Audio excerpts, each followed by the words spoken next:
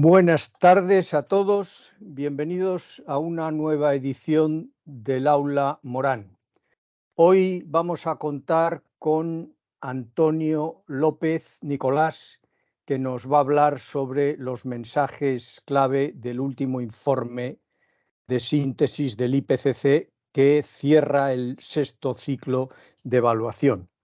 Antonio es ingeniero de caminos, canales y puertos por la Universidad Politécnica de Valencia, donde también hizo un máster en Ingeniería Hidráulica y Medio Ambiente y se doctoró en Ingeniería del Agua y Medioambiental, también en esta universidad. Actualmente es funcionario del Ministerio para la Transición Ecológica y Reto Demográfico. Trabaja en la Oficina Española de Cambio Climático, en la Subdirección General de Coordinación de Acciones frente al Cambio Climático, y está en el área de adaptación. Y sobre todo y es una de las razones por las que está aquí, es el punto focal nacional de España ante el IPCC.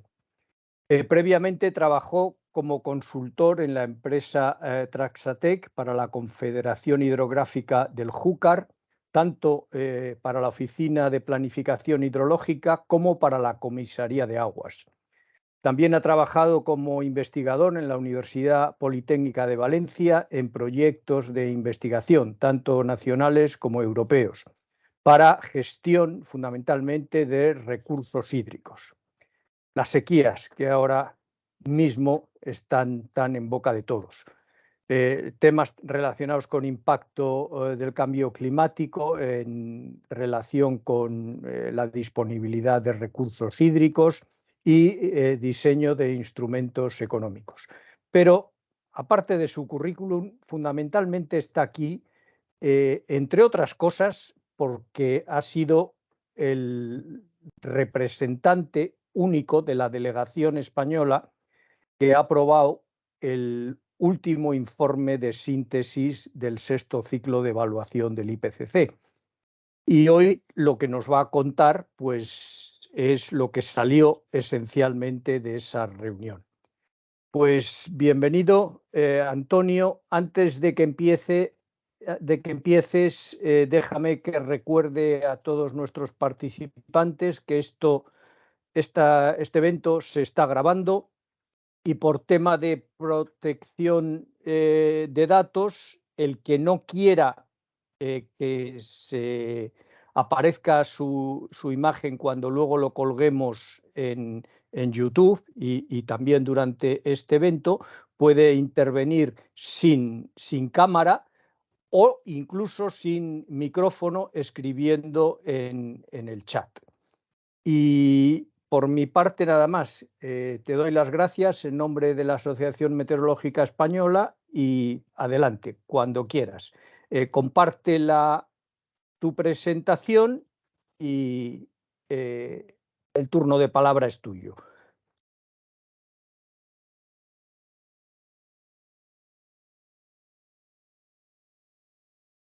¿Podéis ver mi pantalla? Sí, perfectamente. Bueno, pues buenas tardes a todos y a todas. Primeramente, Ernesto, darte las gracias por esa presentación y en nombre de la Oficina Española de Cambio Climático, agradecer a la Asociación Meteorológica Española el darnos la oportunidad de dar esta charla y transmitir los mensajes fundamentales que han salido del último informe de síntesis que ha cerrado, como bien Ernesto ha comentado previamente, el sexto ciclo de evaluación. La idea de la presentación es, aparte de comentaros los mensajes, también daros unas breves pinceladas de lo que es la estructura del IPCC, cómo se aprueban los informes, cómo es la mecánica interna antes de ver publicado esos informes. Bien, ya comenzando con la presentación, brevemente, a modo de introducción, como todos ustedes saben, a día de hoy ya no hablamos de los potenciales impactos del cambio climático, sino que hablamos de los impactos del cambio climático que ya estamos sufriendo. Con esta diapositiva quiero mostrarle la doble respuesta con la que podemos actuar frente al cambio climático. Por una parte, estaría lo que serían las respuestas basadas en mitigación y, por otra parte, serían las respuestas o acciones que se consideran como adaptación. pero ambas se coordinan, como ustedes pueden ver. En el caso de la mitigación, estaríamos hablando de ser capaces de diseñar un portfolio, un catálogo de medidas que permitan o que puedan actuar sobre las causas que están dando lugar a este cambio climático antropogénico, como pueda ser una serie de medidas que vayan a contribuir a reducir la emisión de los denominados gases de efecto invernadero, como pueda ser el CO2. Por el contrario, lo que son las acciones de adaptación son aquellas acciones cuyo objetivo es ser capaces de minimizar o eliminar, si fuera posible, tanto los impactos como los riesgos que estamos sufriendo por el cambio climático. Antes de continuar, mencionarles que cuando hablamos de riesgo de cambio climático, tal y como el propio IPCC nos define, estamos hablando de esa conjunción entre lo que sería el peligro en sí, el hazard, lo que es la vulnerabilidad, es decir, cómo de vulnerable es una zona frente a un potencial impacto, y la exposición a ese peligro. La conjunción del peligro, la vulnerabilidad y la exposición es lo que genera el concepto de riesgo. Y cuando este riesgo, que es potencial, se ha materializado, es cuando hablamos del impacto causado. Una vez hecha esta breve introducción, voy a comenzar, como les he comentado, con esa primera parte de la exposición, en la que la idea es darle a ustedes esas pinceladas de cuál es la estructura del IPCC, de qué es el IPCC, etcétera. Bien, el IPCC fue creado en el año 1988. Fue creado, por una parte, por la Organización Meteorológica Mundial y, por otra parte, por el Programa de Medio Ambiente de las Naciones Unidas. Uno de los objetivos prioritarios del IPCC es ser capaz de dar un soporte de tipo científico basándose en la mejor ciencia disponible en cada uno de los periodos en los que cada uno de los reportes, de los informes se vayan a producir, a los tomadores de decisiones para que puedan aplicar una serie de políticas que bien se enmarquen en el ámbito de la adaptación o bien en el ámbito de la mitigación, como previamente les he ido comentando. Una vez hecha esta breve definición de lo que sería el IPCC, como ustedes pueden ver en la diapositiva, la estructura se basa, la idea no es detallar uno a uno, pero para que tengan la idea fundamental. Se tiene lo que es el plenario del IPCC. A su vez, se tiene un secretariado. Luego está lo que sería el buró, por otra parte, el comité ejecutivo, y digamos que una vez que se han definido estos órganos, que a continuación les voy a detallar un poco, se tiene lo que serían los grupos de trabajo. Concretamente hay 3 grupos de trabajo. El primero de los grupos de trabajo es aquel que se basa en el estudio de las bases físicas. Es decir, por ejemplo, es el grupo que estudia lo que son las proyecciones de cambio climático. El grupo que analiza, por ejemplo, cómo ha aumentado la temperatura en la superficie de la Tierra. Por otra parte, se tiene el grupo de trabajo 2, que es el grupo que analiza lo que son los impactos y los riesgos del cambio climático. Y el tercer grupo de trabajo, que es aquel que se centra en el área de mitigación. Aparte de estos 3 grupos de trabajo, se tienen lo que se denomina las Task Force, que son unos grupos más reducidos que tratan una serie de temas en concreto. Por ejemplo, está la Task Force, que estudia lo que es el inventario de los gases de efecto invernadero. Por debajo de estos grupos de trabajo y dando soporte a todos ellos, se tiene lo que es la unidad técnica de apoyo, es decir, aquella que va a generar los gráficos que ustedes pueden ver en los informes, o aquella que va a compilar toda la información cuando los gobiernos aportamos los comentarios a las versiones previas de los informes, etcétera. Y por último, y por ello no menos importante, sino yo diría una de las piezas clave, estarían los autores, las personas que contribuyen y los revisores. Los autores serían aquellas personas que desarrollan fundamentalmente el trabajo. Cuando hablamos de las personas que contribuyen, son aquellas grupos de personas que ayudan en una tarea concreta a cada uno de los autores. Y por último, las personas que se encargan de la revisión. Una vez dada esta breve pincelada de lo que serían cada uno de los órganos que componen el IPCC, paso a detallar algunas de ellas. Comenzando con el plenario está compuesto actualmente por 195 miembros. Cada uno de esos miembros que forman parte del plenario tienen que designar a un punto focal nacional. Si ello no ocurriese, se encargaría el Ministerio de Asuntos Exteriores. Como ha comentado Ernesto, en el caso de España, actualmente desde el pasado mes de diciembre yo soy el punto focal nacional. El plenario lo que hace es, por ejemplo, como se ha comentado previamente, en unas sesiones aprobar cada uno de los informes. Pueden ver ustedes la foto que les he puesto en la sesión de aprobación del informe de síntesis que tuvo lugar el pasado mes de marzo en la ciudad de Interlaken, en Suiza. El plenario tiene que aprobar por consenso todos los informes. Le voy a comentar un poco a ustedes cómo es la mecánica. Para poder aprobar cada uno de estos informes, lo que se hace es debatir frase a frase y debe de haber un consenso, es decir, todos los países tienen que estar de acuerdo.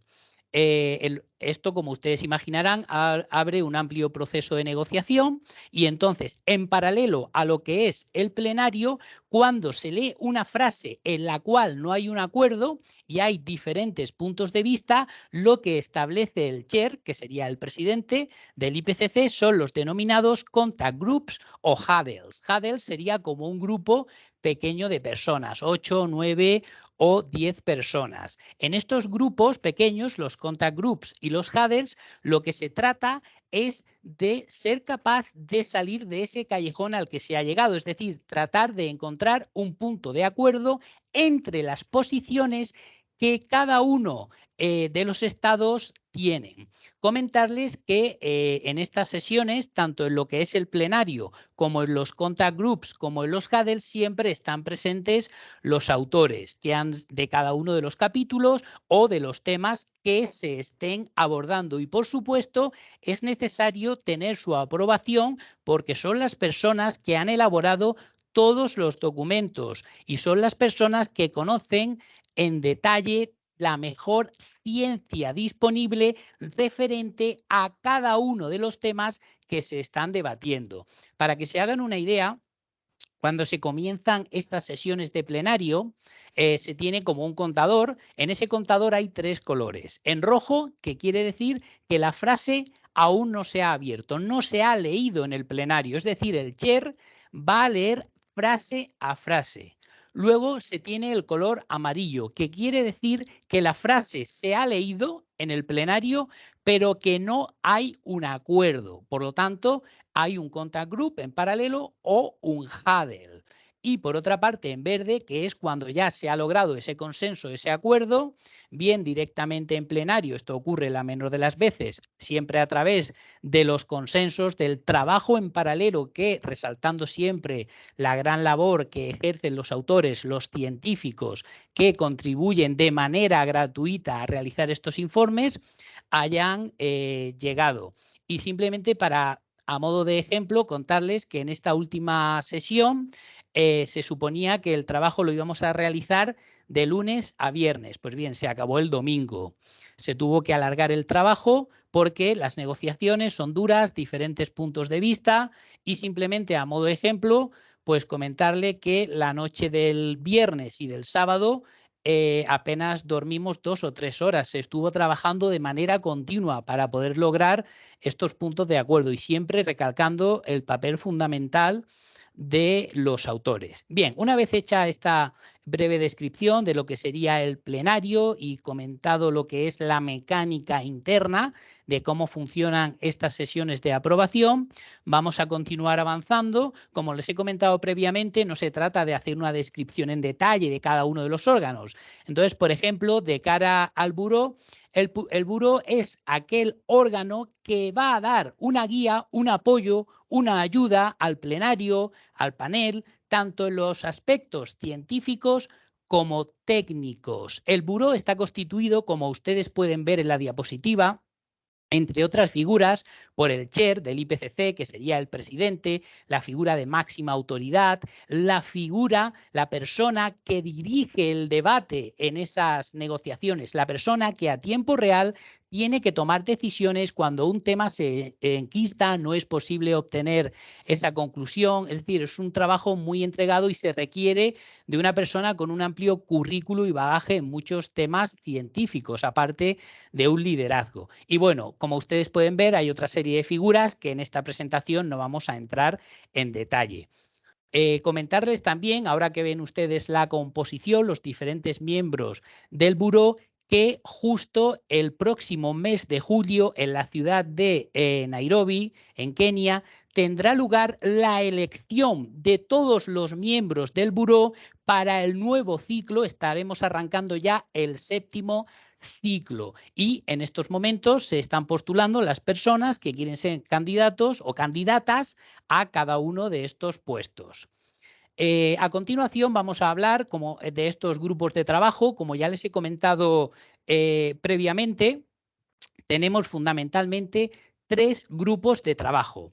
El primero de ellos, como he comentado, se encarga de las bases físicas. Por ejemplo, las proyecciones, los escenarios, que en este último ciclo, en el 6º ciclo, han combinado esos pathways en los que se combinaba, por una parte, los diferentes valores de forzamiento radiactivo, es decir, vatios por metro cuadrado, el 4.5, el 8.5, con esas pathways socioeconómicos, es decir, diferentes niveles socioeconómicos, y los escenarios de este 6º ciclo han combinado ambos puntos de vista. Pues de ello se ha encargado el Working Group 1. El Working Group 2 es aquel que analiza todo lo relativo a la adaptación, a la vulnerabilidad, que, como les comentaba al principio de la presentación, es una de las 3 patas cuya confluencia da lugar al concepto de riesgo y, por supuesto, análisis del impacto del cambio climático en los diferentes sectores. Y, por último, se tiene el grupo de trabajo 3, que es aquel que se encarga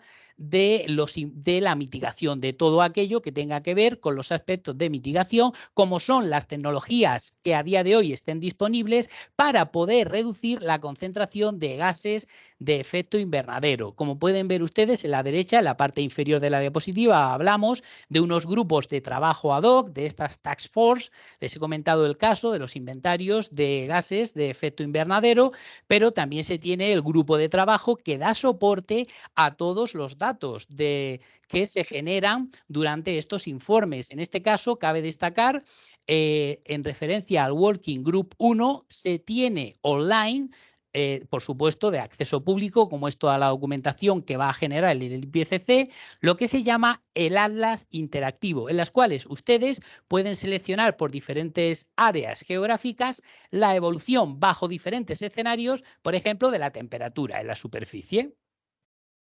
A continuación, una vez ya explicada lo que sería la composición orgánica del IPCC y algunas de sus funciones, en esta diapositiva quería mostrarles la evolución temporal.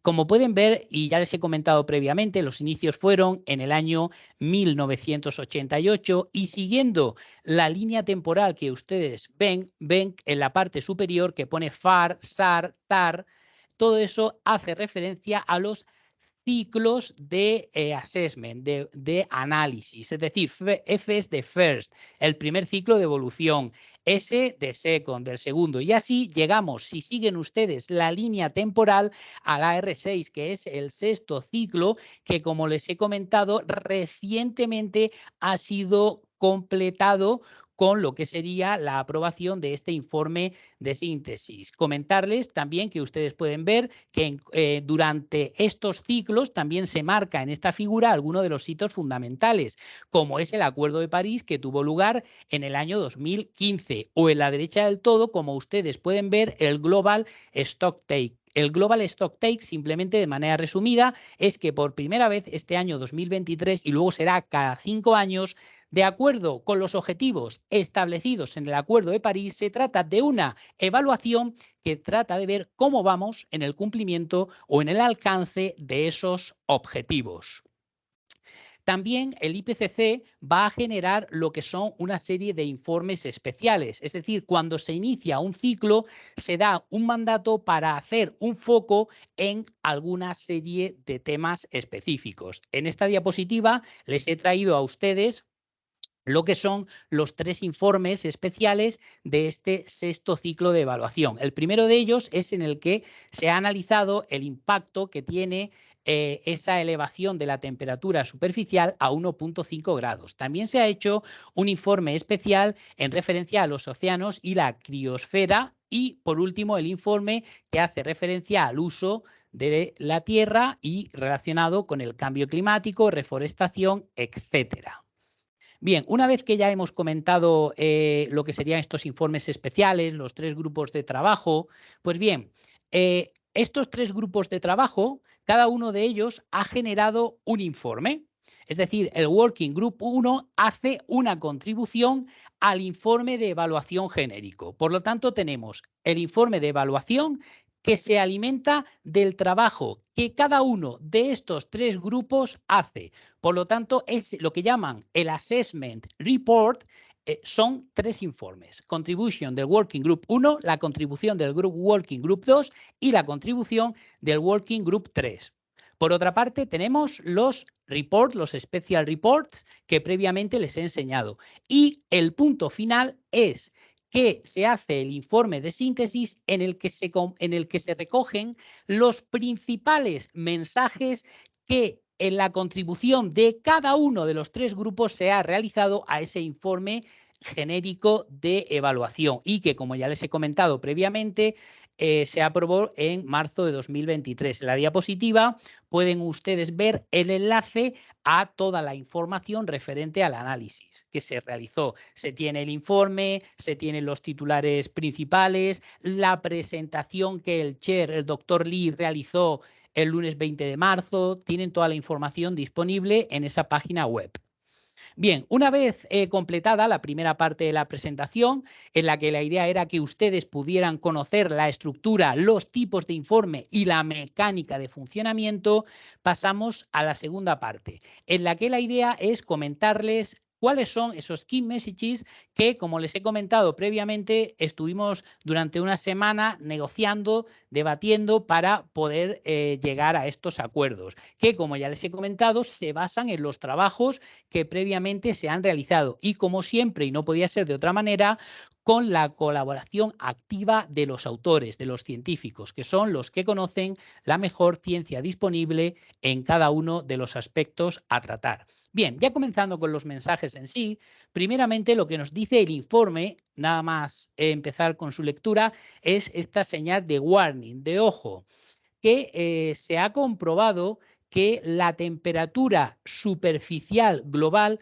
ha aumentado 1,1 grados centígrados en la década de 2011 a 2020 si se compara con la era preindustrial. Es decir, estamos hablando de un cambio climático que ha sido producido por la acción humana. Por ello, se hace esa comparativa con la era preindustrial, que son los años que ustedes ven ahí de 1850 a 1900. También pueden ver ustedes en la figura, disculpen un momento, claramente que desde el año aproximadamente 1970 hasta el año 2020, el aumento de la temperatura se ha acelerado como nunca había ocurrido previamente en el periodo estudiado. Bien, en la siguiente diapositiva les traigo algunas ideas clave para, con la idea de poder reflexionar, como ven ustedes en el señor o señorita que está sentado en la parte izquierda. Bien, estos mensajes son, primeramente, están ocurriendo una serie de impactos de una manera amplia y con un ritmo muy acelerado, tanto en la atmósfera como en el océano, como en la criosfera y con la biosfera. Por otra parte, que el cambio climático antropogénico está a día de hoy afectando a muchos fenómenos climáticos. Como ustedes pueden ver, actualmente estamos sufriendo una serie de sequías se refieren a ese tipo de fenómenos y en cada una de las regiones a lo largo del planeta. He comentado las sequías, como se puede comentar el caso contrario, es decir, las floods, las inundaciones, que debido a este fenómeno, es decir, a este aumento de frecuencia y de intensidad de estos fenómenos extremos, se están produciendo una serie de impactos adversos que están dando lugar a pérdidas y daños importantes tanto a las personas como a la naturaleza. Quiero comentarles en este punto que el año pasado en la COP es la Conferencia de las Partes, bajo lo que sería el paraguas de Naciones Unidas, se aprobó la necesidad de crear un fondo de pérdidas y daños precisamente para ayudar a los más vulnerables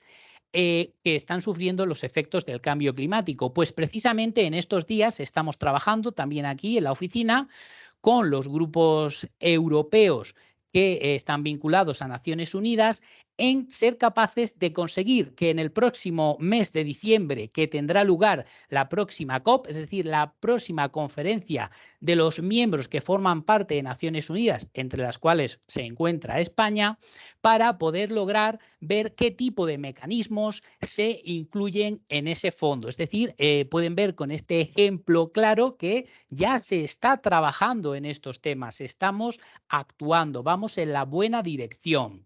Y el último mensaje clave es que se está observando que las comunidades más vulnerables, que son las que históricamente han contribuido menos porque tenían un desarrollo menor, están sufriendo a día de hoy los mayores impactos. Es decir, no hay un balance entre contribución e impactos sufridos. Y como ustedes pueden ver, en este informe se le da high confidence a esta serie de afirmaciones. Estos son los mensajes fundamentales que, para empezar, quería transmitirlos. Ahora, a continuación, la idea de la presentación es entrar en detalle en algunos de ellos. Como hemos comentado, los cambios que están produciéndose debido a la acción del hombre, a la acción antropogénica, van a continuar intensificándose.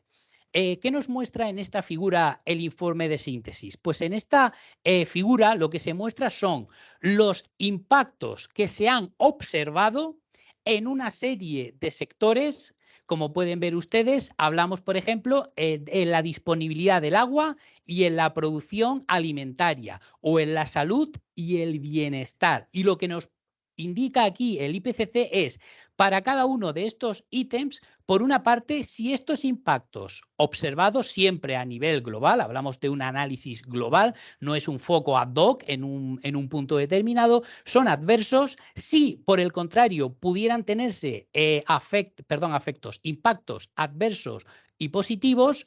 Y por otra parte, los puntitos que ustedes pueden ver, por ejemplo, en el primero, en Physical Water Availability, ustedes pueden ver que hay 2 puntos. Eso quiere decir que le dan confianza media. Es decir, el IPCC también nos proporciona con qué nivel de confianza se ha hecho el análisis. Es decir, con qué nivel de confianza se puede atribuir que está produciéndose un impacto en esos sectores debido al cambio climático antropogénico. Comentarles, a modo de ejemplo, que precisamente en esta figura, durante esa sesión, se hizo un cambio, para que vean ustedes cómo son las negociaciones. Como ven, pone Physical Water Availability, y lo que indican es que puede ser tanto impactos positivos como negativos. Pues bien, en las versiones iniciales, en ese punto ponía Water Scarcity, escasez de agua. Y precisamente el debate vino en el que no se iba a entender con Water Scarcity que pudiese haber un impacto positivo. Finalmente se optó por el término Physical Water Availability, porque lo que se referenciaba ahí no era solo a la disponibilidad cuantitativa, también se hablaban de aspectos relacionados con la calidad, etcétera. Simplemente es un ejemplo para que ustedes puedan ver. También se ven los impactos, por ejemplo, en ciudades, en infraestructuras, etcétera. Por ejemplo, pueden ver en la parte inferior izquierda daños en infraestructuras con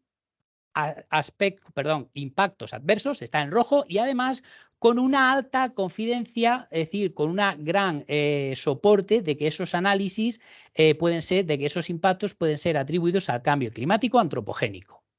En esta diapositiva les muestro, también sería el panel B de la figura anterior, y les muestro algunos de los drivers. Es decir, lo que hizo el IPCC es, aparte de saber qué sectores se ven impactados y con qué grado de confianza, vamos a ver cuáles son los drivers, es decir, que los que dan lugar a esos impactos. Como siempre, lo importante es ver la atribución que tienen esos impactos a la influencia humana. Y a modo de ejemplo, como pueden ustedes ver, virtualicé, es decir, casi completamente con una gran certeza, debido a la influencia del hombre, se está produciendo un incremento en las temperaturas altas extremas o el incremento de la acidificación de los océanos.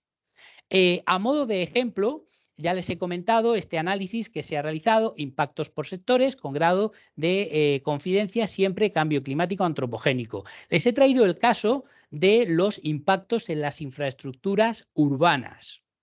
En este caso, es importante señalar que es un tema que también se está trabajando en el ámbito de Naciones Unidas, que les he comentado, que debe de tenerse en cuenta no solo los fenómenos extremos, como puedan ser un tornado, como puedan ser esas inundaciones, sino también el concepto de lo que se denomina slow onset events, es decir, aquellos eventos que van produciéndose poquito a poco, con lentitud, pero que al final darán lugar a un impacto también considerable. En concreto, en el informe del IPCC se habla de incrementos de temperatura medios, de desertificación, pérdida de biodiversidad, es decir, fenómenos que van produciéndose poco a poco. Pues es fundamental tener en consideración ambos tipos de fenómeno y aún más la posible interacción que puede haber. Es decir, puede ocurrir que uno de estos riesgos, por ejemplo, el riesgo asociado a la pérdida, a que se produzca una disminución de precipitación, produciese un impacto X. Pero si ese impacto X se combina con el impacto asociado a otro fenómeno, la conjunción, la sinergia de ambos impactos puede dar lugar a unas pérdidas y daños mayores de las que serían esperables. O, por ejemplo, el darse un determinado riesgo, el que se materialice un determinado riesgo, puede dar lugar a lo que se denomina los riesgos en cascada. Es decir, que debido a que finalmente se materializa un riesgo X, se vayan produciendo en cascada otra serie de situaciones que terminen en impactos adversos. Todos estos impactos, todas estas ideas las pone de manifiesto el IPCC y deben de ser tenidas en consideración cuando se hagan los análisis de riesgo. Continuando con lo que serían los impactos del cambio climático, lo que también nos deja claro el informe es que a cada incremento de temperatura global, es decir, si en vez de incrementarnos 1,5 grados, el incremento de la temperatura fuese de 3 grados, los impactos a los que estaremos sometidos debido a los hazards, es decir, debido a esos peligros, serán mayores. Por lo tanto, conforme aumente la temperatura global, los impactos que estaremos sufriendo serán de una mayor intensidad. Como pueden ver ustedes en el ejemplo, la diapositiva original muestra más casos, pero en este caso les he traído el caso de, en el panel A, en el caso A, pueden ver la temperatura diaria, el día del año más de mayor temperatura, el más caliente, y como pueden ver ustedes, conforme vamos avanzando hacia la derecha, que quiere decir que la temperatura global, ese calentamiento global es mayor, vemos que cada vez hay más partes del mundo que están más rojas, que están sufriendo un incremento de temperatura, que ese día de temperatura mayor es mayor, valga la redundancia. O en el caso inferior, el tema de la humedad del suelo. Como pueden ustedes ver, conforme avanzamos hacia la derecha se ven más manchas en ese color marrón que indica una disminución de la humedad. Por otra parte, en esta diapositiva, lo que nos muestra el IPCC, seguiríamos dentro de los warming. Lo que nos muestra el IPCC es que, como pueden ustedes ver en la figura, con las políticas que actualmente se están implementando siempre con los modelos, todo esto son simulaciones que se van haciendo teniendo en cuenta las diferentes tecnologías disponibles, pero siempre teniendo en cuenta estas modelizaciones, si seguimos con las políticas actuales, podemos llegar a incrementos de temperatura de entre 2,2 y 3,5 grados. Y como pueden ver ustedes en la figura, para poder limitar el calentamiento a 2 grados o a ese 1,5 grados, como dice el Acuerdo de París, son necesarias unas reducciones considerables en las emisiones de gases de efecto invernadero. Por otra parte, una vez tenida en cuenta estos warnings, estos mensajes que el IPCC nos da, el siguiente punto que nos dice el IPCC es: sabemos lo que estamos actualmente ya sufriendo, observando.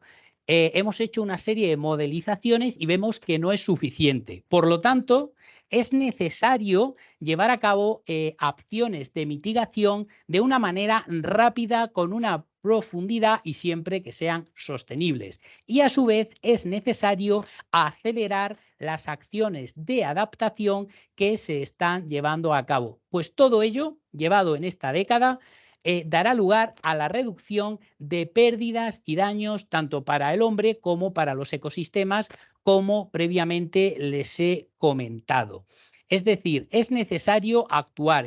Ya tenemos observaciones reales y ahora lo que tenemos que hacer es actuar ya en esta década. Vamos en la buena dirección, pero hay que seguir y actuar de una manera rápida. Pero ahora viene el mensaje de la esperanza, es decir, estamos viendo lo que hay, sabemos que hay que actuar de manera rápida y entonces lo que nos dice el informe es: pero tenemos esperanza, podemos lograrlo. ¿Por qué? Porque se ve primeramente que hay una serie de progresos en las acciones de adaptación, en planificación, implementación, en los análisis que el IPCC, que los autores han realizado entre toda la documentación disponible, across all sectors and regions, es decir, entre todos los sectores y regiones, que la efectividad de las medidas de adaptación es importante, es decir, que aplicando esas medidas sí que es posible reducir los riesgos, minimizar el impacto que, si finalmente el riesgo llegase a materializarse, produciría en cualquier sector. Y en la última frase también, hasta ahora hemos comentado la adaptación, pues nos indica lo mismo con respecto a la mitigación, es decir, respecto a la R5, el AR5 es el ciclo anterior. Queda claro que se está avanzando en políticas, acciones enfocadas hacia la mitigación. Con todo ello, el siguiente mensaje que nos lanza el IPCC es: no solo hemos verificado que se está actuando, que desde el informe anterior las acciones han avanzado en ambos campos, sino que además tenemos a día de hoy una tecnología disponible a un bajo coste y que es efectiva. Es decir, tenemos los medios. Por ello, el hope, la esperanza. Podemos lograrlo si actuamos de esa manera, como nos indica el IPCC. Y bueno, en esta diapositiva simplemente se la he puesto para indicarles algunas opciones que el propio informe del IPCC nos indica en el campo de la energía, o en la siguiente diapositiva en el campo del agua, de la alimentación, etcétera. Pero no solo eso, sino que además, si llevamos a cabo estas acciones rápidas, aceleradas, profundas, tanto en adaptación como en mitigación, estaremos contribuyendo a cumplir con los 17 objetivos de desarrollo sostenible que nos marcan. Entre ellos les he puesto algunos de ellos, y es lograr que no haya pobreza en el mundo, lograr una igualdad de género, una educación de calidad o agua limpia para todos los lugares del mundo. Pues además estaremos contribuyendo con estas acciones de mitigación y adaptación a cumplir estos objetivos.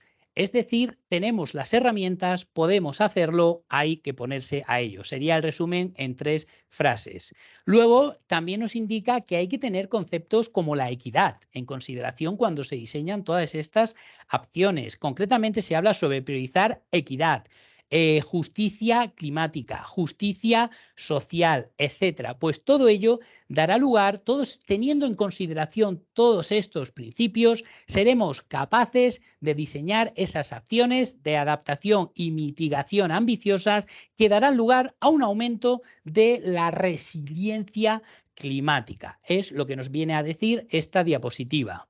También el IPCC nos indica cuáles serían esos facilitadores, esos elementos que ayudarían a lograr esa aceleración en la implementación de las acciones que a su vez nos ayudarían a cumplir, por ejemplo, el objetivo del Acuerdo de París de no sobrepasar el aumento del 1,5 grados. En concreto, nos habla de 3 aspectos: la financiación, la tecnología y la cooperación internacional. En el tema de la financiación nos indica que si se hace un análisis global hay capital suficiente. Lo que hay que hacer es aumentar el cómo se pueden acceder a esa serie de fondos, de capital, etcétera. Es decir, que también nos indica el IPCC que tenemos el capital disponible. Por supuesto, la tecnología es fundamental para poder llevar a cabo estas acciones aceleradas. Y la cooperación internacional. Ayudémonos unos a otros. En pocas palabras, cada uno puede contribuir con su pequeño granito de arena y entre todos podemos lograrlo. Tenemos la tecnología, solo hay que aunar esfuerzos y lograr los objetivos. También, por supuesto, para poder conseguir todo ello, que es fundamental, la gobernanza, las políticas. Y en este caso nos preguntamos, ¿en España qué tenemos? Pues tenemos, como todos ustedes saben, recientemente la aprobación de la Ley Española de Cambio Climático y Transición Energética, que por supuesto toca ambos aspectos, tanto la mitigación como la adaptación. En el caso de la adaptación tenemos el Plan Nacional de Adaptación al Cambio Climático y en el caso de la mitigación el Plan Nacional Integrado de Energía y Clima. En esta diapositiva, muy rápidamente, como previamente les ha comentado Ernesto, yo trabajo en el área de adaptación, es el informe, el reporte que más conozco, simplemente comentarlos que efectivamente tenemos un Plan Nacional de Adaptación del año 2021 a 2030 con una serie de objetivos para lograr esa adaptación que permita reducir riesgos e impactos y que para lograr estos objetivos primeramente se ha dividido el espectro de trabajo en 18 áreas de trabajo. Por mencionarles algunas de ellas, tenemos el área de los recursos hídricos, tenemos el área de la salud, tenemos el área costera, marina, etcétera. Y como herramienta que permite desarrollar los mecanismos que son necesarios para cumplir los objetivos del Plan Nacional, tenemos el programa de trabajo. A día de hoy estamos en el punto medio del primer programa de trabajo, 2021 a 2025, y a posteriori arrancaremos, si Dios quiere, el segundo programa de trabajo, 2026-2030. Perdón. Y ya para terminar, no quería dejar pasar esta frase en la que queda claro que tanto las acciones como los choices, las elecciones que a día de hoy tomemos en esta década, tendrán impactos no solo en los años venideros, sino quizá dentro de 100 o miles de años. Así que muchísimas gracias por su atención y quedo a su disposición para cualquier duda o consulta. Muchas gracias, Antonio, por esta excursión que nos has hecho sobre el funcionamiento del IPCC y sobre el último informe aprobado, el informe de síntesis. Y ahora voy a pasar la palabra a nuestros participantes para que intervengan. Tienen varias formas de solicitar la palabra, levantando la mano que hay en la parte superior, indicando que quieren intervenir, o encendiendo, como prefieran.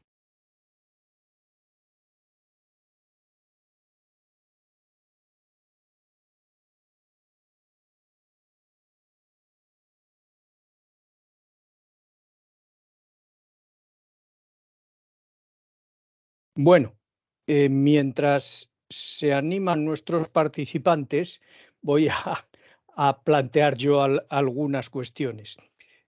¿Puedes, Antonio, contarnos un poco más sobre la coordinación de los distintos países para intervenir en el IPCC? Al contrario que pasa en la convención, en las COPs, donde, por ejemplo, Europa habla con una voz única, que es la de la presidencia de turno.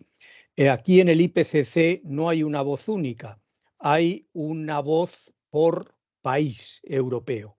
Sin embargo, por lo que sé, hay coordinación europea y reuniones para intervenir de forma acordada previamente. ¿Puedes hablarnos un poco sobre esto? Sí, claro, muchas gracias por tu pregunta, Ernesto. Efectivamente, cada uno de, como bien comentas, a diferencia de la COP, aquí cada país tiene su propia voz, pero hay reuniones internas de coordinación. Por ejemplo,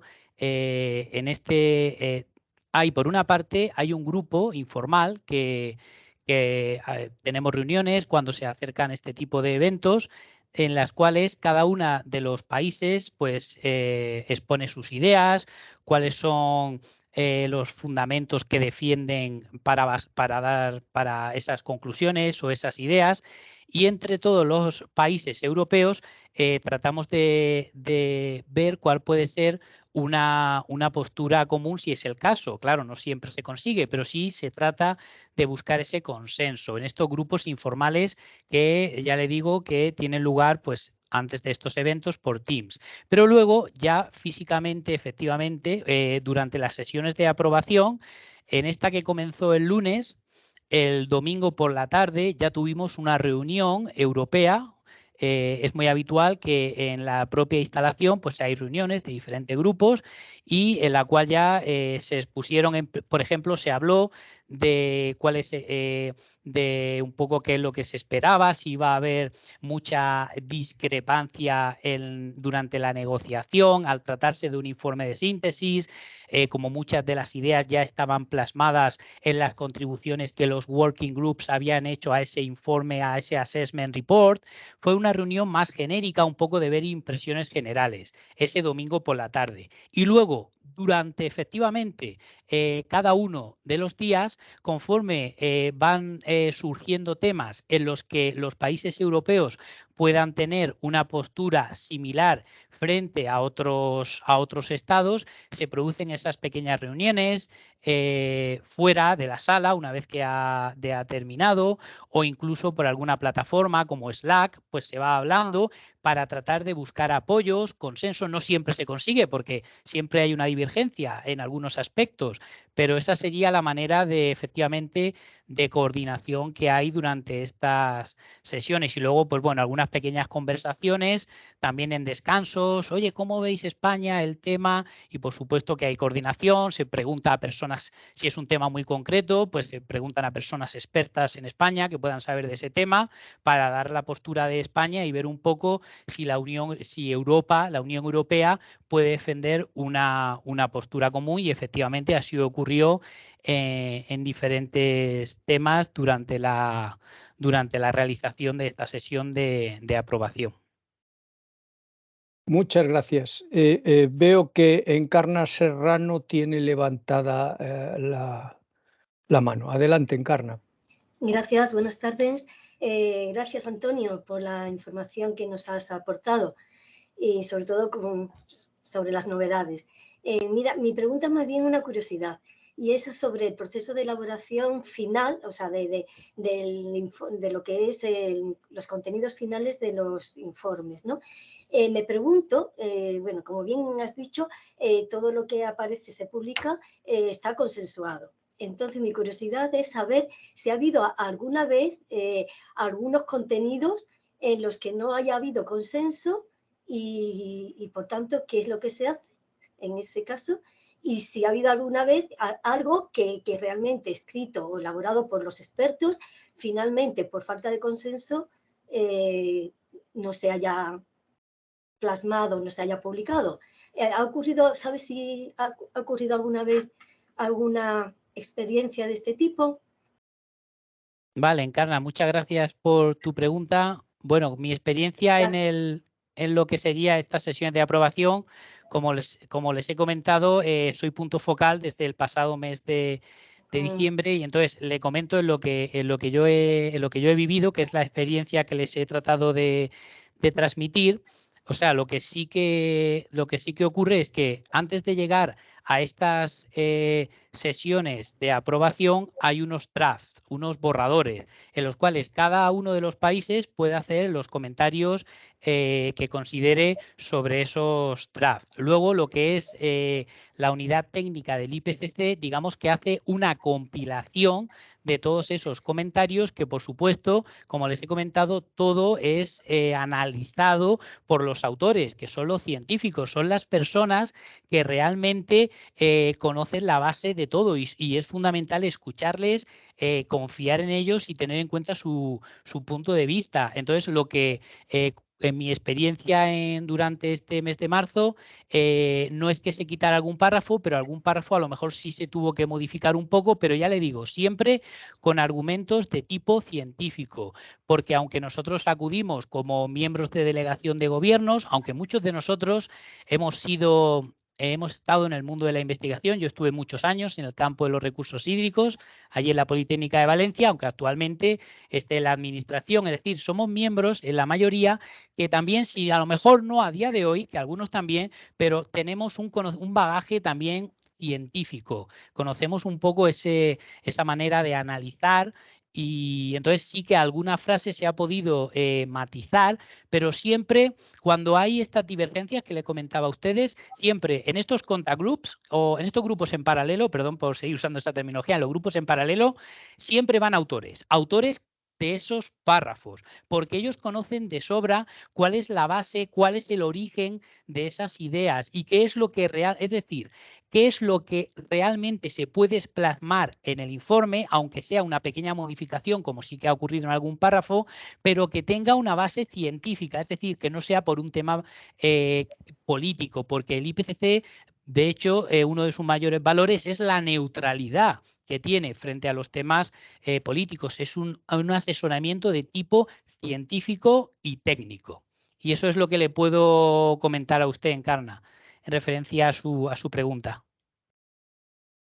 Muchas gracias, Antonio y Encarna. Aquí, respecto a esto, puedo añadir, yo he estado durante años participando en la delegación española y algunas veces ha pasado este tipo de cosas, y siempre hay algún recurso último para evitar este choque de visiones distintas. Y un recurso que se emplea bastante cuando ya no hay forma de acordar una redacción es poner una nota a pie de página. Se pone una nota donde se puede explicar o dan una visión alternativa para satisfacer a todas las partes. Se intenta siempre evitar las notas a pie de página, pero cuando nosotros vemos un informe así a ojo y vemos que tiene muchas notas a pie de página, vemos que esas partes, esas páginas, han sido muy difícilmente consensuadas. Yo no sé, en este caso particular, cuántas cosas habéis tenido que llevar a notas a pie de página, pero ya es casi el último recurso. Es decir, bueno, no podemos consensuar nada, lo que queremos, y entonces, bueno, venga, una nota a pie de página para satisfacer a la parte discrepante. Sí, por lo que comenta Ernesto de este último informe, efectivamente, yo estuve en un huddle, en un grupo pequeño, esto ya de 8 o 9 personas, en el que la resolución por la persona que lo llevaba fue, pues venga, pongamos una nota al pie de página, Esto en el caso era relacionado con las soluciones basadas en la naturaleza o lo que llaman los ecosystem adaptation. Había una discrepancia y al final se puso una nota al pie de página en la que se decía que el ecosystem adaptation efectivamente está relacionado con las soluciones basadas en la naturaleza. Había un choque y la única manera fue el poner esa nota al pie de página porque había una discrepancia. Algunos no querían que en el texto principal se pusiese concretamente el concepto de soluciones basadas en la naturaleza y la solución fue mencionarlo en un pie de página. Muchas gracias. Más cuestiones. Si no, voy yo con mi lista, que yo tengo aquí una lista relativamente larga. No veo ninguna petición. Pues bueno, voy con... Sí, aquí hay Asun. Adelante, Sí. Asun. Gracias, Antonio, por la presentación. Me ha llamado mucho la atención, me ha sonado completamente nuevo cuando has hablado de los slow onset events. ¿Podrías decir algo más? Sí, muchísimas gracias por tu pregunta, Asunción. Sí, en este caso, cuando hablamos en general, se habla de que efectivamente, debido a los impactos del cambio climático, se está aumentando la intensidad y la frecuencia de los eventos meteorológicos. Digamos que por una parte tenemos los eventos extremos, es decir, aquellos cuyas consecuencias son inmediatas, por ejemplo, los efectos que pueda generar un ciclón o una inundación. Esos son lo que se llaman los eventos extremos. Y luego, por otra parte, están los slow onset events, que son aquellos tipo de eventos que digamos que se van produciendo paulatinamente. No producen un impacto de golpe, pero poco a poco van generando esas consecuencias adversas. Por ejemplo, en una condición creo que en los ejemplos que les he traído, de disminución de la precipitación generalizada o en el tema de los aumentos de temperatura. Es decir, todos son fenómenos que han ido ocurriendo paulatinamente, pero que finalmente el impacto es tan adverso o más que el que también generan los fenómenos extremos. Es decir, cuando se hace ese análisis de riesgos, no solo hay que basarse en lo que son los fenómenos extremos. Tengamos en cuenta esta serie de fenómenos que poco a poco van dando lugar, o ese incremento del nivel del mar no ocurre de manera espontánea, pero poco a poco va ocurriendo según el dato que hay en el informe del IPCC. En los últimos 20 o 30 años, tengo por aquí el dato, sí, en concreto de 1901 y 2018, es decir, desde la era preindustrial hasta el 2018 hablamos de 20 centímetros, pero eso ya está produciendo unos aspectos muy negativos. O, por ejemplo, el aumento de la acidificación del mar, pues es otro fenómeno que va produciéndose poco a poco, pero que puede generar impactos muy negativos, por ejemplo, en el tema de la acuicultura. Es decir, este tipo de fenómenos que van slow, poquito a poco, pero que no debemos de olvidar y, por supuesto, incluir en los análisis de riesgo que hagamos para poder diseñar las medidas correspondientes de adaptación. No sé si con ello te lo he aclarado un poco más, Asunción. Sí, muchas gracias. Nada, gracias a ti. Muchas gracias, Asun. Una pregunta por mi parte. Este proceso es un proceso que está dirigido por los gobiernos. Los gobiernos son los que finalmente, de forma consensuada, aprueban los informes, encargan los informes y, sobre todo, lo que es más importante, los gobiernos preparan el índice. Los autores que finalmente se designan tienen que escribir sobre el índice que han preparado los gobiernos. Entonces, en cada ciclo, una de las primeras tareas es preparar ese índice. Y luego, una vez que se ha acordado ese índice que describe sobre qué van a aportar los diferentes autores, pues se seleccionan autores de forma equilibrada regionalmente, equilibrada por género. Bueno, se trata de buscar el mayor equilibrio posible en la medida de lo que se pueda. Me gustaría que comentases algo sobre esto y también que comentases tu papel como punto focal, digamos, en este caso, del Gobierno de España. Tú eres el interlocutor natural del Gobierno español con el IPCC. El IPCC se dirige a ti, a través de ti se proponen las contribuciones españolas, los autores españoles. ¿Puedes mencionarnos algo sobre esto, por favor? Sobre el papel del punto focal. Perfecto, muchas gracias, Ernesto, por tu pregunta. Sí, en referencia a este tema, precisamente como os he comentado que ahora va a dar comienzo el 7º ciclo de evaluación, ya a finales de julio tenemos las elecciones en Nairobi y a partir de ahí ya arrancará.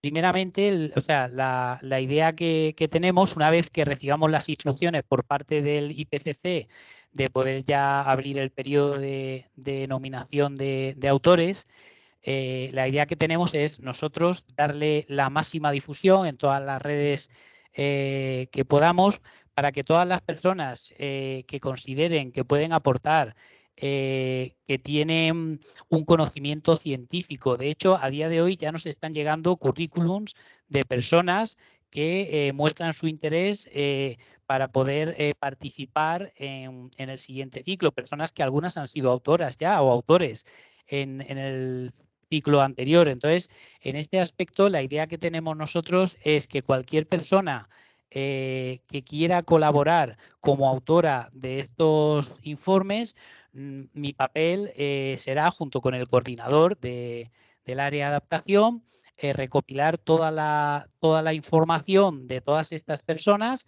y no hacer nosotros una selección previa, sino nuestra idea es proporcionar toda esa información de todas esas personas que tienen un currículo científico al IPCC, y que sea el IPCC quien designe de ese grupo, de ese abanico de personas que nosotros aportemos, quieren que contribuyan en los informes. Y en ese aspecto, yo simplemente, yo seré el transmisor, digamos, de esa información, pero no haremos una selección previa para dar la oportunidad a todas las personas que lo consideren. Y en referencia al scoping que comentabas, efectivamente, a esas reuniones de diseñar ya, de empezar a ver los informes, cuál va a ser el contenido.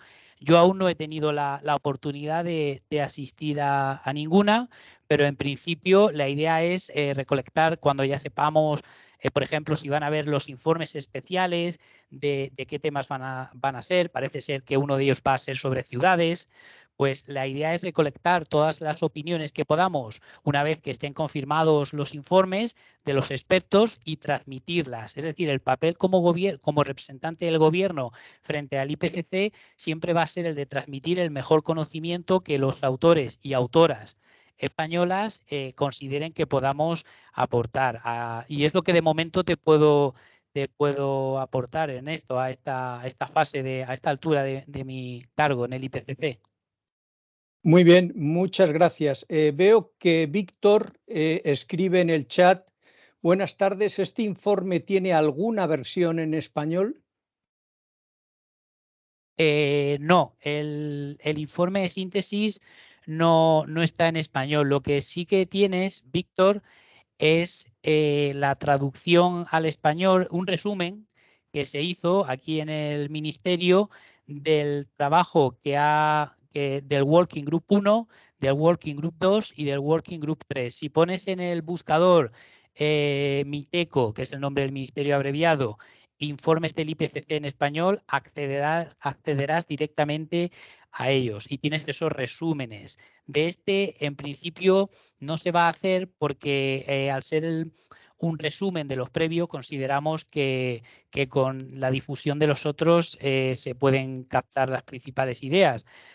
Pero bueno, por supuesto, cualquier duda o consulta, por eso nosotros encantados, en cuanto Ernesto nos lo propuso, de poder por lo menos lanzar estos mensajes clave que cualquier persona pueda recibir y ver que todos podemos contribuir. Y lo que sí que tienes en la página del, perdón Ernesto, en la página del IPCC, aunque no está en inglés, pero sí que tienes aunque está en inglés, perdón, no está en castellano, en la página propia del IPCC, si pones, no hace falta saber, aunque en la presentación lo puedes ver, y luego en el vídeo grabado el link, pero si tú pones SYR de Síntesis Report más IPCC, vas directamente a una página en la que vas a tener los headlines. Es decir, a su vez el IPCC ha hecho como un resumen de los titulares principales para cogerte con las principales ideas. Es decir, a veces el informe puede ser denso, pero siempre tienes como esos headlines, aunque estén en inglés. Simplemente quería añadir eso, Ernesto, disculpa. Nada. Muy bien, muchas gracias. Quería comentarte también una cosa. La búsqueda de equilibrios, sobre todo de balance geográfico, es un tema que siempre tiene en cuenta el IPCC a la hora de seleccionar autores. Como muy bien dices, el papel del punto focal cuando se seleccionan autores es canalizar todos los posibles autores españoles para que luego el IPCC, a través del Buró haga una selección. En nuestro caso, que estamos en una región en la que hay mucha actividad en investigación, es muy difícil que podamos incorporar a autores. En cambio, otras regiones, estoy pensando, por ejemplo, en África, donde la investigación en temas relacionados con cambio climático, pues fundamentalmente se hace en unos muy pocos países. Estoy pensando, por ejemplo, en Sudáfrica o en el caso de América Latina, donde hay algunos países, como puede ser Argentina y Brasil, que están sobre representados muchas veces, pero están sobre representados porque tiene que haber representación de la región de América del Sur, y sus vecinos pues tienen una actividad mucho menor. Estos balances pues nos hace que en el caso de España tengamos mucha dificultad para sacar autores. ¿Puedes comentar esto? Porque muchas veces para que entre un autor español, pues tienes que descabalgar a un autor alemán o francés o inglés o sueco, y eso pues es realmente difícil. Adelante, Antonio.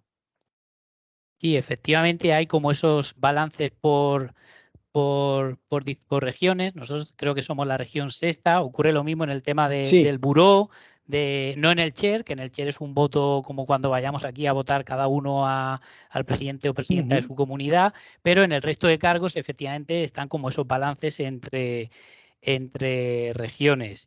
Y bueno, efectivamente yo lo que puedo decir de este tema es simplemente que el IPCC tiene estas regiones, que mira los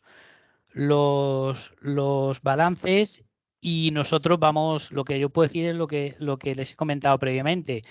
Nosotros haremos todo lo posible porque puedan transmitir toda la información al IPCC, porque puedan incorporarse autores o autoras españoles, que incluso ha llegado algún currículum de alguna persona que no vive ni en España, pero que es española y quiere participar. Entonces nosotros lo que podemos decir desde el gobierno es que vamos a dar el máximo apoyo y transmitir todo al IPCC, pero es verdad que son las reglas estas de por regiones del IPCC.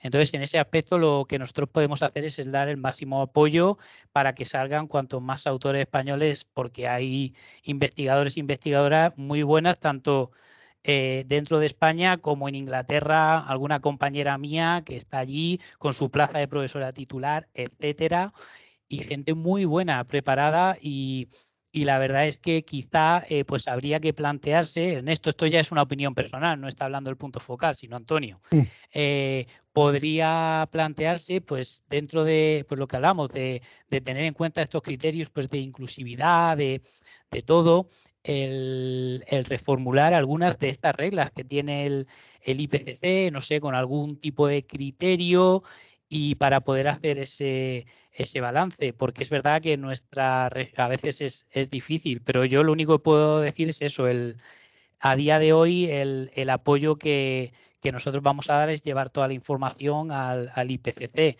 Y en el tema de algunas reglas, de cambiar, se empiezan a oír voces de temas de planificación, cómo planificar eventos, pero habrá que esperar, por supuesto, a que se elija un nuevo buró y ver si cambia. Lo que puedo decirles a día de hoy es que una vez que se apruebe el nuevo buró, puede que alguna regla de algún tipo pudiera cambiar, aunque el tema de las regiones está establecido. Entonces, básicamente es eso, el ver si pudiera cambiar algo con el nuevo buró y nosotros dar el máximo apoyo. Es que en este caso no puedo comentarles nada más, no puedo decirles otra cosa. Muy bien, muchas gracias. Veo que Encarna tiene levantada la mano. Encarna Serrano, adelante. Hola, hola de nuevo. Bueno, en vista de que nadie pregunta, pues me lanzo yo otra vez. Antonio, Sí. nos has comentado sobre el texto, el dossier del Plan Nacional de Adaptación del Cambio Climático publicado por el Ministerio. Como el intervalo de actuación es de 2021 hasta 2030, me pregunto, en estos 2 años ya pasados, si se ha abordado algún hecho, si hay algún hecho consumado de que se haya, no sé, activado alguna acción concreta en alguna zona concreta de España en el que se esté ejecutando este plan de adaptación que se inició teóricamente hace 2 años. ¿Nos podrías decir algo al respecto, por favor? Sí, muchas gracias, Encarna, por tu pregunta. Efectivamente, todo es curiosidad. Ya como ves, todo es curiosidad porque sí, todo lo demás lo has explicado muy bien. Yo encantado de lo que tenga conocimiento. La gente que me conoce sabe que yo sin problema.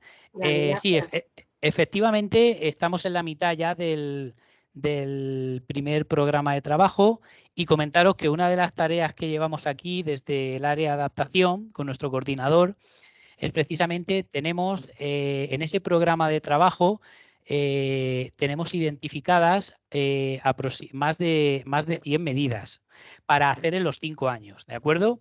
Entonces, como les he comentado, el plan nacional se subdivide en 18 áreas de trabajo y a su vez, para poder cumplir los objetivos de adaptación en cada una de esas áreas de trabajo, se definen una serie de líneas de acción.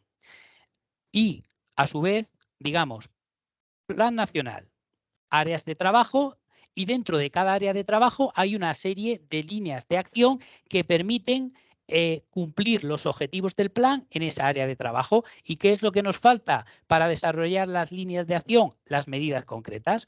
Por lo cual, tenemos más de 100 medidas previstas y tenemos unas fichas efectivamente de seguimiento para cada una de las medidas. Comentaros que en muchas de esas medidas esta información es totalmente pública. Si ponen programa de trabajo en el Google y Miteco, lo pueden descargar.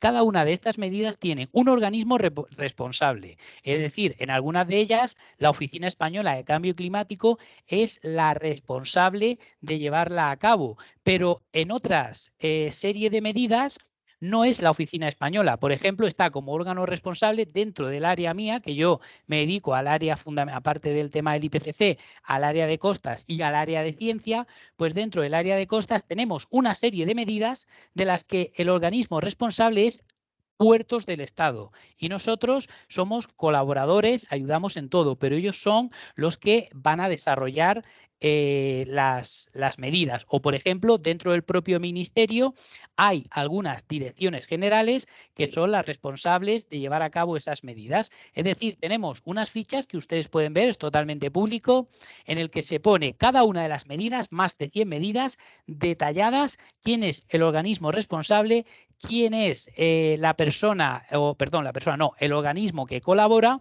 y a su vez, para cada una de esas medidas tenemos un indicador de cumplimiento, porque efectivamente, como dice Encarna, ¿qué es lo que tenemos implementado?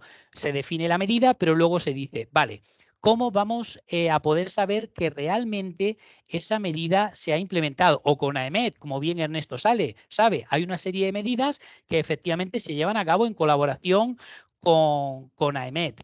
Y en el caso, por ejemplo, que le comentaba del tema de costas, de puertos del Estado, pues hay una medida que hace referencia al análisis de vulnerabilidades de los puertos, de las infraestructuras portuarias frente al cambio climático. Por ejemplo, disrupción en los servicios. Cuando aumenta la altura de ola, puede que se tenga que interrumpir el servicio. Entonces, esa sería una medida. Otra medida que, por ejemplo, que ya le puedo confirmar que está realizada, era precisamente que hace un mes y pico, se aprobó los planes de ordenación del espacio marítimo. Esa era una de las medidas que estaban previstas en este programa, y ya ha sido, en este caso era la Dirección de la Costa y Sostenibilidad del Mar, la responsable. Y como ustedes pueden ver en el BOE, ese plan en el cual se ordena el espacio marino ya está publicado. Entonces, en este caso, el indicador es que en el BOE está publicado ese plan, y que, por supuesto, cualquiera de ustedes puede consultar.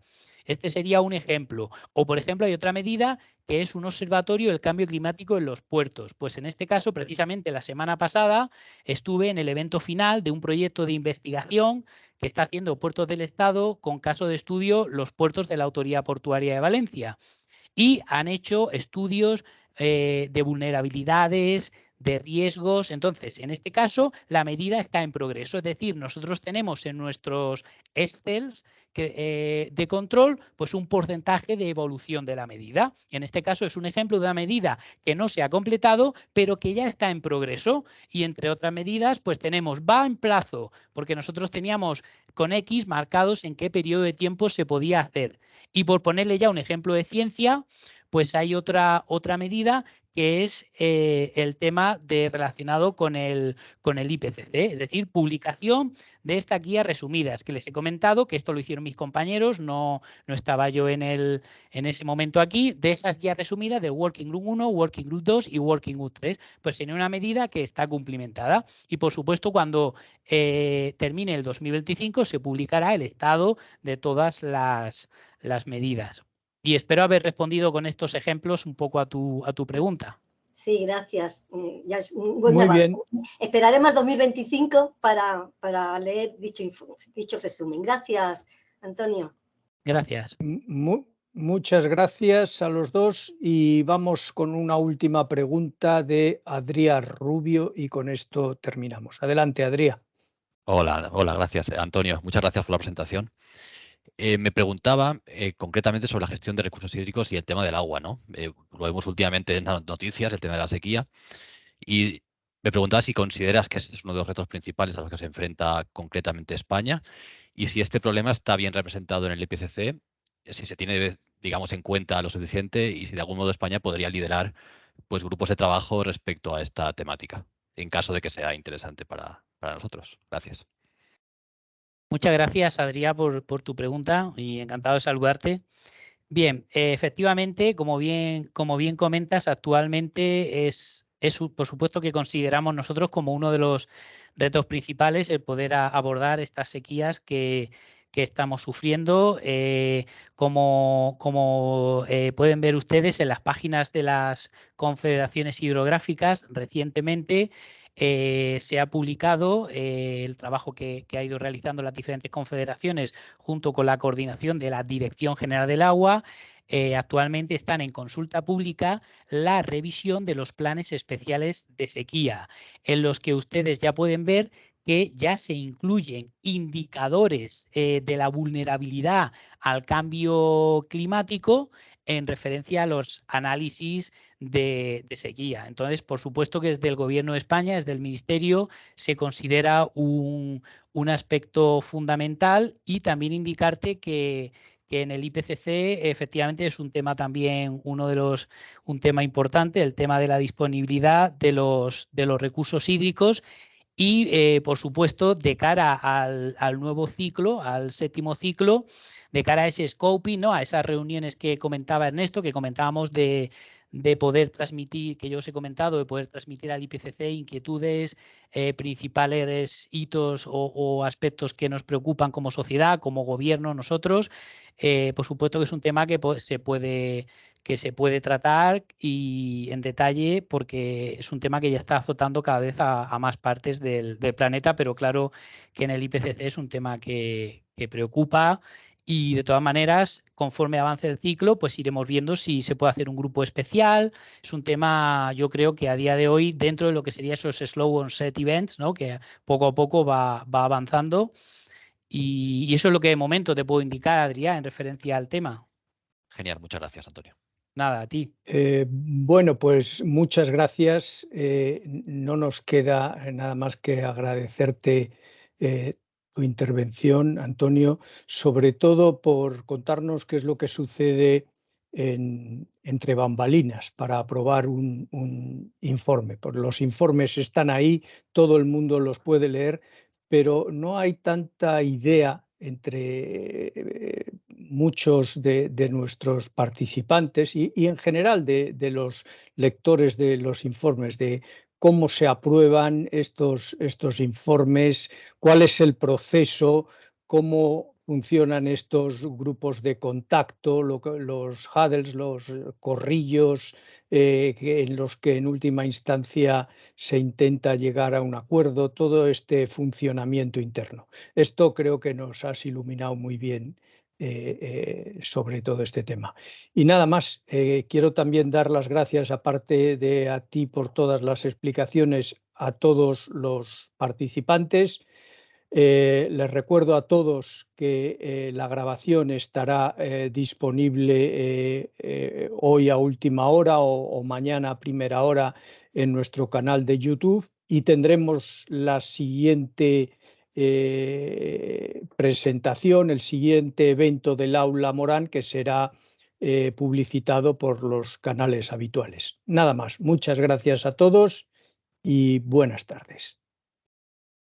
Buenas tardes a todos y gracias también a todos y a todas por haberos conectado. Y nada, Ernesto, muchísimas gracias de parte de la Oficina Española de Cambio Climático por habernos invitado. Venga, muchas gracias.